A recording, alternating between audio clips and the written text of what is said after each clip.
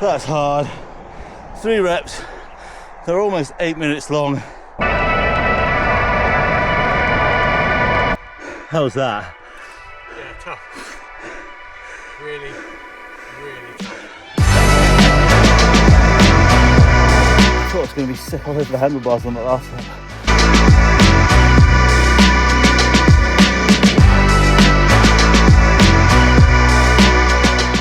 Yep, this is when the Inferno trainings really started to get pretty serious.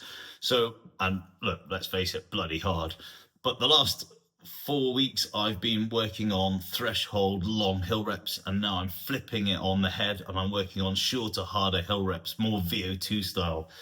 I won't lie to you, they're hard, but let me show you just how hard they are. Come with me on this journey and this video, and I'm going to show you just what it takes for me to put myself through the ringer. You can hear me blowing my backside out in this, but it's really just trying to show you just what I mean. So I talk about it a lot on the videos that I do and any of the information I put out across social media. You've got to work hard when you work hard and back it off and ride easy when you're supposed to ride easy. Trust me, as you've seen earlier, they're bloody hard. Also in this video, I'll give you some insights behind coaching and training to get better on the bike. And I'm going to show you my data from it and talk you through it about what I learned from each session, because I think it's not just about power and data. It's about emotionally understanding and connecting with what you're doing on the bike to get better on it. It's something I talk about a lot with the cyclists I coach. So as much as this is a vlog about me training for the Inferno, it really is, I hope, going to help you understand how to get the best out of your bike too. So it's hill reps day today. After taking a couple of weeks stepping back from training and just getting energy back in the body after Mallorca, I definitely know that was the right decision. First rep coming up. It's always signified by the white house on the left-hand side. That's the start of the climbing.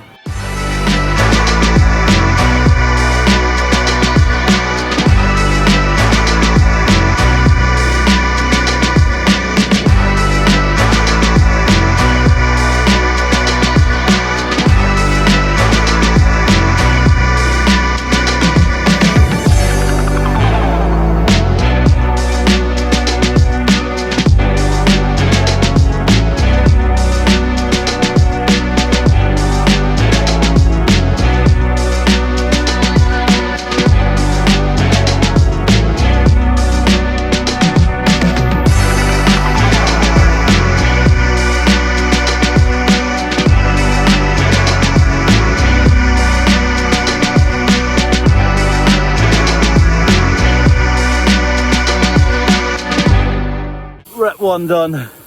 That felt solid enough. Always on that first rep. A little bit more, or I'm pushing a bit more power than I want to, and I'm always having to say, back it off a little bit. You've got another 2 to go. But the legs feel good, the body feels good, and the bike feels great.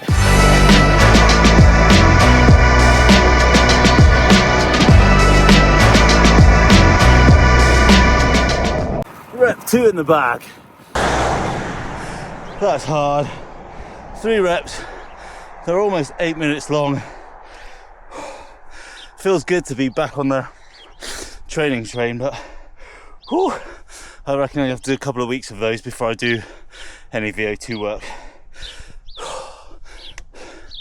Just saw Neil, who works at the shop, riding up the hill, so I might ride round with him on a loop if that's where he's going.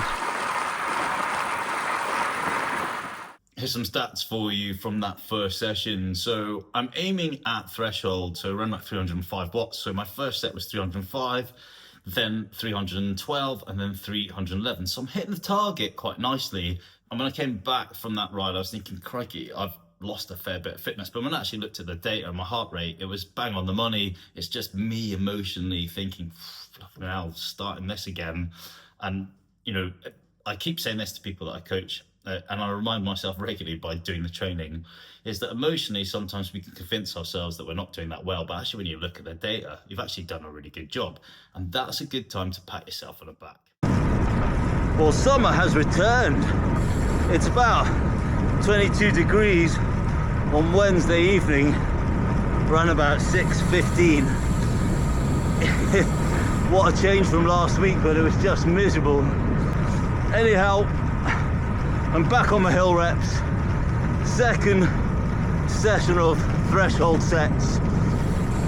3 times from the bottom to the top, hard threshold effort. Let's give those a bash.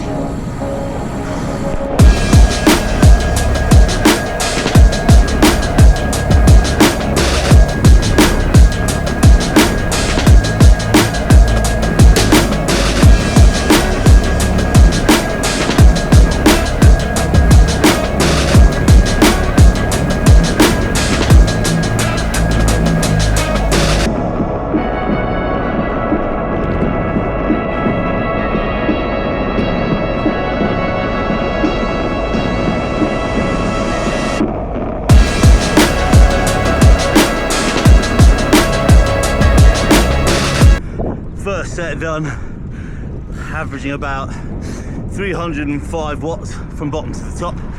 That's definitely, or I feel that is much better measured than last week, which was a bit sporadic. And I think that's mainly down to it was my first setback, and I was feeling a bit apprehensive and put too much in. Anyway, even with experience you learn.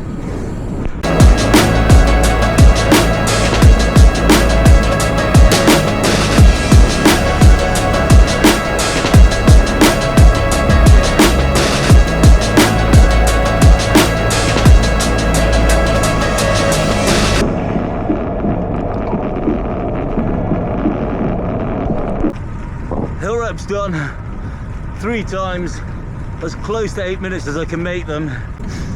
And one of the things I did differently this week, well, even better this week I should say, is carb load. So I've basically since breakfast been eating all the carbs, and it seriously translates into the legs. I talk about this a lot, and I think everybody underdoes it, especially when they're doing hard sessions like this.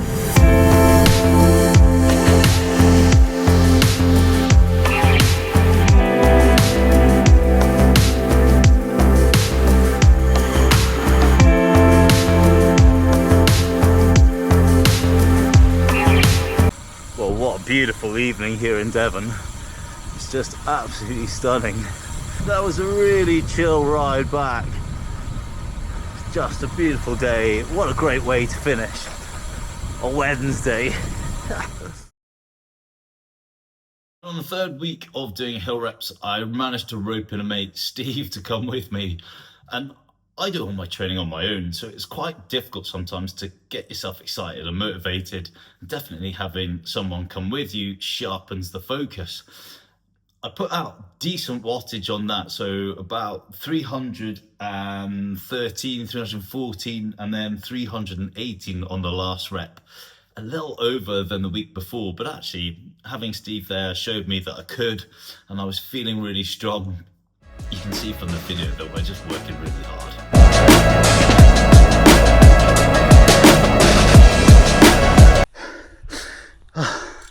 I didn't film all 3, but that's the 3rd set of my 3rd week block, and I brought an unwilling volunteer with me. How's that? Yeah, tough. Really, really tough. So these efforts are 5 minutes, as hard as I can consistently push out. Stop at the top, full recovery for 30 seconds, drop back down the hill and repeat. They're horrible, but they're so good for pushing up fitness. I'm sort of looking forward to these and know I'm gonna hate them at the same time. I need to get some kind of playlist going on my aftershocks just to sort of get me in the mood, trash the pedals a little bit. So I've just selected the TD playlist just to try and get me into that headspace of bashing out some power on the pedals. Right, focus, Simon, focus. Catch in with you later.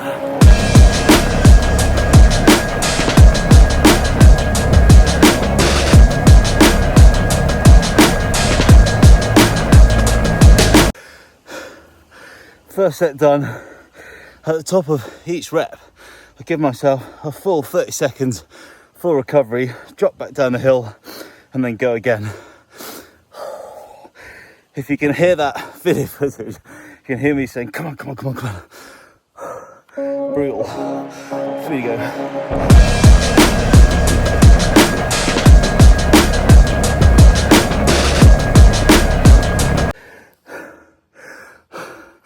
Fourth rep done. I thought I was going to be sick all over the handlebars on that last rep. So, I bloody love those and hate them all at the same time. The speed you get from it is great. Right, I'm going to take a slightly longer way home because there's traffic as far as the eye can see along my usual route. They must be doing some road work.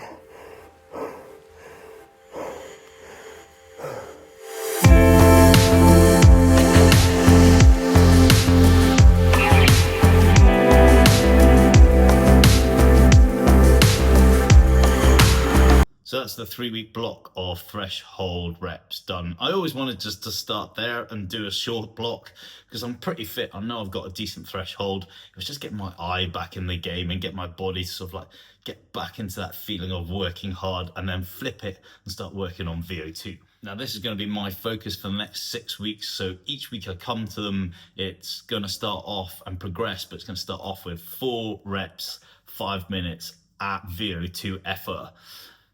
I won't lie to you, these are horrendous but great value for training. Doing them on your own is never much fun. So it's quite fun occasionally when you do this, because I choose the same loop and a lot of the local guys use this, that you get to see people going up and down hills. Sometimes when you're doing the training, you can see someone ahead of you that's climbing the hill and you can see if you can chase them down just to give you that little bit of extra focus. But I'll be honest, again, most of the time, I'm just out there on my own. Next time on the Inferno Unchained series, I'll take you on some of my longer rides all the way through Exmoor, through the really pretty much the hilliest, the most beautiful parts of Devon. And I'm going to show you some of the fatigue resistance training that I do that I think really helps me hold higher average paces over time. Do me a favor, if you haven't hit that subscribe button, do that now. A lot of people watch these videos and never subscribe or even hit like. It's something I'm guilty of when I watch other people's YouTube videos, and I always think, nope, go back and like it because they spent loads of time putting that together. If you do that for me, that helps grow the channel. I'm trying to get a really decent message out. Just because you hit 50, 55, 60 doesn't mean that you have to back it off and be slow, old and out of shape.